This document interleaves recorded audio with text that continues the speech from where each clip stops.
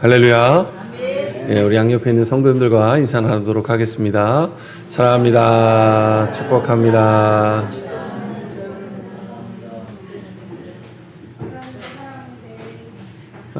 네, 감사합니다. 네. 우리의 인생을 뒤돌아보면 인생을 바꾼 중요한 사건들이 우리의 삶 가운데 분명히 있습니다. 그것이 때로는 어떤 사람에게는 한 권의 책일 수도 있고 또 어떤 사람에게는 한 사람과의 만남일 수도 있습니다. 또 어떤 사람은 위기의 순간을 겪었을 때 놀라운 방법으로 이렇게 구원을 받았던 그런 체험일 수도 있다라는 것이죠. 이렇듯 우리에게 있어 특별한 체험은 단순히 사건으로 지나가는 것이 아니라 우리의 삶을 송두리째 바꾸는 힘이 있다라는 것입니다. 청각과 시각장애를 앓고 태어났던 헬런 켈러라는 분이 있습니다. 세계적인 작가임과 또한 사회적인 운동을 했던 분이신데 그녀는 청각과 시각의 장애를 가지고 있었죠. 그래서 항상 어두움과 침묵 속에서 세상을 살아갔습니다. 그래서 세상이 어떤 곳인지 어떤 소리가 들리는지 무엇을 보고 보이지도 않는 그런 암흑 속에서 살아갔다는 것이죠. 그러나 설리번 선생이라는 사람을 만나서 손바닥에 흐르는 물줄기를 통해 물이라는 단어를 처음 알게 됐을 때 그녀의 인생이 완전히 달라졌습니다.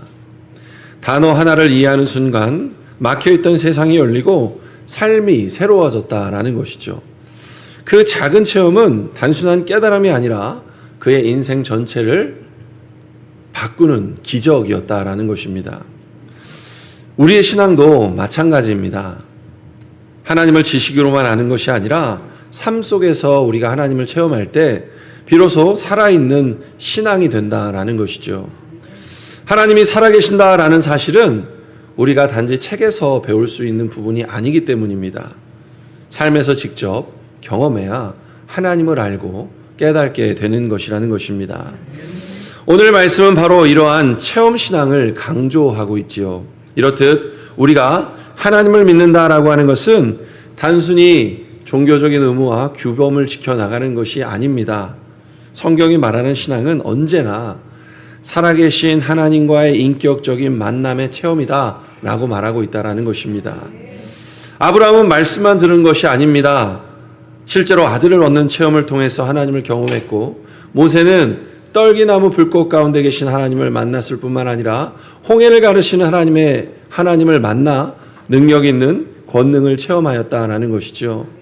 이스라엘은 광야에서 만나 메추라기를 보내주시는 하나님, 또한 반석에서 물이 솟는 기적을 체험했을 때 하나님을 배웠습니다. 초대교회는 오순절 성령 강림을 직접 체험하고 기도의 응답을 날마다 받았으며 핍박 가운데서도 하나님의 손길을 체험했기 때문에 끝까지 흔들림 없는 신앙을 이어갈 수 있었다라는 것입니다. 이렇듯 체험 없는 신앙은 마치 엔진 없는 자동차와 같습니다. 겉모습은 자동차와 같을지 모르겠지만 실제로는 달릴 수 없고 목적지에도 도달할 수 없는 껍데기에 불과하다라는 것이죠. 생각해 보십시오. 우리가 하나님을 믿는다 하면서도 실제로 그분을 경험하지 못한다면 우리의 신앙은 얼마나 허무하고 힘이 없겠습니까? 그래서 머리로는 하나님을 살아계신다라고 말을 하지만 삶 속에서 그 하나님의 살아계심을 체험하지 못한다면 그 믿음은 금세 흔들릴 수밖에 없다라는 것입니다. 오늘 말씀에서 사도 요한은 분명히 말씀합니다. 우리가 들은 바요, 눈으로 본 바요, 손으로 만진 바라. 요한은 신앙을 지식으로 설명하지 않고 체험으로 말하고 있다는 것이죠. 여기서 말씀하는 이 만지고 보고 들은 바는 예수 그리스도를 만났다, 그분을 체험하였다, 그분과 함께 기적을 보았다라는 것을 말씀하고 있는 것이죠. 예수 그리스도를 보았다라는 것입니다. 요한의 신앙은 추상적인 개념이 아니라 구체적인 만남이었다라는 것입니다. 그가 예수님과 함께 떡을 먹고 말씀을 직접 듣고 또한 기적을 보는 체험을 통해서 그의 믿음이 굳건해졌습니다. 그리고 그 체험을 지금 다른 사람들에게 전하고자 하고 있다라는 것이죠. 오늘 우리의 신앙도 똑같은 원리가 적용이 됩니다. 신앙은 반드시 체험을 통해 살아납니다. 만약 우리가 신앙생활하면서 하나님을 경험하지 못하면 그것은 우리의 믿음의 위기에 처해 있다라고 말할 수 있다라는 것이죠. 따라서 신앙은 단순히 머리로만 하는 것이 아니라 삶에서 체험해야 비로소 살아있는 믿음이다라고 말할 수 있다라는 것을 기억하시길 바랍니다. 그렇다면 우리가 어떻게 이 기적을 체험할 수 있을까? 그 첫 번째가 바로 기적을 듣는 데서부터 시작된다라는 것입니다. 요한은 먼저 우리가 들은 바 되었다라고 이렇게 고백을 하고 있습니다. 기적은 언제나 하나님의 말씀을 듣는 데서 출발합니다. 그리고 로마서 10장 17절 말씀에 이렇게 선포를 하죠. 믿음은 들음에서 나며 들음은 그리스도의 말씀으로 말미암느니라 라고 말씀합니다. 우리는 누군가를 통해 하나님을 소개받지 않았다면 하나님을 알 수 없습니다. 복음에 대해 들어야 믿음이 생긴다라는 것입니다. 그것은 뜬금없는 사회에서 통용되는 신화가 아니라 실제 역사하시는 하나님의 말씀이라는 것입니다. 그런데 하나님의 말씀은 단순한 정보가 아닙니다. 그 말씀은 생명이라고 말씀합니다. 말씀은 죽은 영혼을 살리고 절망 가운데 소망을 주며 새로운 길을 열어줍니다. 아니, 신화 같은 이야기를 듣고 어떻게 생명을 얻습니까? 그 신화 같은 이야기가 어떻게 생명입니까? 라고 반문할 수도 있습니다. 그런데 그것이 바로 첫째 되는 기적이라는 것입니다. 성령 하나님께서 하나님의 말씀을 통해 우리의 마음 가운데 예수 그리스도를 심어주시고 그리고 믿음의 길을 걸어가게 하신다라는 것입니다. 이것이 왜 기적입니까? 세상에서는 어떤 방법으로도 이 예수님을 믿게 할 수 있는 방법이 없다라는 것입니다. 억만금을 준다 해도 예수 그리스도가 나의 주라는 이 믿음을 갖게 할 수 없다라는 것입니다. 오직 성령의 역사로 기적 같은 만남으로 예수 그리스도를 나의 구원주로 고백할 수 있게 되는 것이다라는 것입니다. 그리고 그 들은 말씀을 믿음으로 순종할 때 기적이 일어나는데 노아는 홍수가 임할 것을 하나님의 말씀으로 들었습니다. 홍수가 임할 것이다 라는 것을 하나님으로부터 들었다라는 것이죠. 그러나 그 들은 말씀 때문에 세상으로부터 조롱을 받습니다. 그러나 그는 그 말씀을 귀로 듣고 마음으로 받아들였기 때문에 방주를 준비하였고 결과적으로 홍수 심판에서 살아나는 기적을 체험하게 되었습니다. 아브라함도 마찬가지입니다. 본토 친척 아비집을 떠나라 라는 말씀을 들었을 때 그는 그 말씀을 붙들고 새로운 믿음의 길로 나아갔다라는 것이죠. 결과적으로 그는 믿음의 조상이 되었습니다. 또한 지난주에도 말씀을 나눴던 나아만 장군, 엘리사의 말을 듣고 요단강 물에 7번 씻었습니다. 세상의 논리로 이해할 수 없는 행동이지만 그 말씀에 순종했을 때 그는 나병에서 깨끗하게 나음을 얻는 기적을 체험하였다라는 것이죠. 성도 여러분, 우리도 마찬가지입니다. 우리의 신앙도 이와 같다라는 것이죠. 기적은 말씀을 듣는 것에서부터 시작이 됩니다. 예배를 통해, 성경을 통해, 또한 때로는 주변 사람들을 통해 주시는 하나님의 말씀, 그 말씀에 귀를 기울일 때 우리의 삶 속에 새로운 기적의 씨앗이 심어지고 있음을 믿으시길 바랍니다. 그리고 다음으로는 기적을 눈으로 확인해야 됩니다. 다시 말씀을 보시면 요한은 눈으로 본 바요 자세히 보고 라고 고백하고 있습니다. 신앙은 단순히 듣는 데서 끝나지 않습니다. 실제로 하나님의 역사를 눈으로 보는 체험이 뒤따라야 한다라는 것이죠. 이스라엘 백성들은 하나님의 말씀을 들었을 뿐만 아니라 애굽에서 일어난 10가지 재앙을 실제로 눈으로 목도하였습니다. 홍해가 갈라지는 것을 보았고 광야에서 만나와 메추라기가 내려오는 것을 보았습니다. 낮에는 구름 기둥으로 그들을 붙드시고 밤에는 따뜻한 불 기둥으로 그들을 인도하신 하나님을 눈으로 직접 목격하였다라는 것이죠. 오늘날에도 우리의 삶의 하나님의 역사를 우리는 볼 수 있습니다. 기도의 응답을 통해도 보고 막혔던 길이 열리는 것을 통해 바라보고 또한 관계의 회복을 통해 하나님의 살아계심을 눈으로 확인할 때도 있습니다. 예를 들어 어떤 성도가 경제적 어려움 속에서 매일 무릎을 꿇고 기도하였는데 도저히 불가능할 것 같았던 상황 속에서 새로운 일자리가 열리는 기적을 체험하는 것도 우리가 볼 수 있고, 또 어떤 일은 가족의 질병 때문에 눈물로 기도하고 하나님을 붙들고 나아갔을 때 회복의 역사를 보았습니다. 이것이 바로 눈으로 보는 기적이라는 것이지요. 우리도 하나님의 기적을 볼 수 있습니다. 그 약속의 말씀을 믿고 주님을 부르짖어 보십시오. 우리의 전부를 주님 앞에 내어놓고 하나님의 기적을 보기를 간구해 보십시오. 오늘도 하나님은 우리 가운데 눈으로 보는 기적을 보여주실 줄 믿습니다. 또한 기적은 손으로 만진 실체가 되어야 한다라는 것입니다. 다시 1절에 우리의 손으로 만진 바 되었다라고 말씀합니다. 요한은 예수님을 실제로 만졌습니다. 부활하신 예수님의 손과 옆구리를 만졌고 함께 식사하며 교제하였다라는 것이죠. 병자가 남을 얻을 때 우리는 그 치유의 기적을 손으로 만집니다. 절망하던 자가 소망을 얻었을 때 그 변화를 우리는 손으로 만져갑니다. 죄인이 용서를 받고 새 삶을 얻게 되었을 때 우리는 그 은혜를 손으로 만진 듯 체험하게 된다라는 것입니다. 우리의 지금 이 예배도 그렇습니다. 지금 이 자리에 성령께서 임재하셔서 우리의 마음을 위로하시고 우리의 마음을 만지시고 찬양 가운데 눈물을 내게 하시고 기도 중에 하나님의 평안을 실제로 경험하게 하신다라는 것입니다. 이것이 바로 손으로 만진 바 된 기적이라는 것입니다. 이러한 하나님을 날마다 체험하며 살아가면 우리에게 얼마나 큰 기쁨이 있겠습니까? 이 세상을 살아가는데 우리가 무엇을 두려워할 수 있겠습니까? 그런데 이런 하나님을 체험하지 못한다면 우리가 얼마나 우리의 신앙의 무기력을 안고 살아가겠습니까? 실제로 그렇습니다. 응답받지 못하는 신앙생활, 즉 체험이 없는 신앙은 무기력하다라는 것이죠.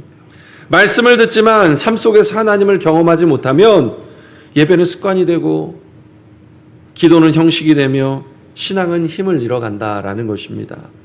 그러나 하나님을 체험한 신앙은 너무나도 다릅니다. 다윗이 사자의 발톱 가운데 구원함을 체험하였을 때 그는 골리앗 앞에서도 담대할 수 있었습니다. 다니엘은 사자굴 가운데 구원하시는 하나님을 체험하고 나서 그 커다란 바벨론의 권력 앞에서도 담대할 수 있었다라는 것입니다. 사도 바울은 어떻습니까? 다메섹 도상에서 주님을 만났기 때문에 그는 그 어려운 전도의 발걸음 가운데서도 담대하게 복음을 전할 수 있었다라는 것입니다. 체험 없는 신앙은 껍데기에 불과하지만 체험 있는 신앙은 능력이 되는 줄 믿으시길 바랍니다. 물론 오늘날 많은 사람들이 기적을 강조함에 있어 부정적인 입장을 취합니다. 하나님의 말씀이 확실한데 무슨 기적이 필요합니까? 라고 말하는 사람도 있다라는 것입니다. 맞습니다. 기적은 믿음을 돕는 표적이지 믿음의 본질은 아닙니다. 그것은 우리의 믿음을 세우기 위한 보조의 수단일 뿐이지 믿음 자체의 근거는 아니라는 것입니다. 진짜 복은 기적을 보는 것에 있지 아니하고 기적을 보지 않고도 하나님의 말씀을 붙들고 믿는 데에 있다라고 성경은 말씀합니다. 그러나 성도 여러분, 그런데 하나님은 오늘도 여전히 우리에게 기적을 베푸십니다. 어제나 오늘이나 동일하신 하나님이시다라고 히브리서 말씀에 증거하십니다. 어제의 기적을 행하신 하나님께서 오늘 우리의 삶 가운데 여전히 살아계시고 일하고 계시다라는 것입니다. 기적은 하나님의 살아계심을 드러내는 증거로 우리에게 날마다 주어지고 있기 때문이라는 것이죠.